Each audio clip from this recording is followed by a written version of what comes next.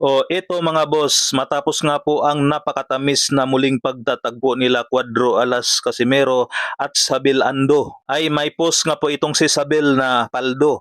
So hindi po natin alam kung saan galing yung kanyang paldo mga boss, kung galing ba yan kay Casimero o baka naman iba ang ibig sabihin ng kanyang paldo. Samantala, nilabas na rin ang video ng magkakapatid na Casimero. Ito yung kanilang pinapractice bago naglaban sila ni Luis Pantera Nere. At naging matagumpay naman ang game plan na ito ng magkakapatid na Casimero matapos ma-knockout si Luis Nere sa loob lamang ng round 4. Partida pa nga po yan, walang conditioning coach itong si Cuadro Alas at walang sparring partner. Itong magkakapatid lamang ang naghahanda para kay Luis Pantera Nere. At yan nga po mga boss, naging matagumpay naman ang magkakapatid. Samantala, eto naman ang napakagandang balita kay Casimero. Base sa bagong update ng IBF Super Bantamweight Rankings mga boss, kung saan pumasok si Cuadro Alas Casimero sa rank number 10 at rank number 4 naman ito sa WBO. Ito na nga po yung napakagandang pagkakataon para kay Cuadro Alas Casimero mga boss, dahil alam naman natin na kapag pumasok ang isang boksingero sa top 10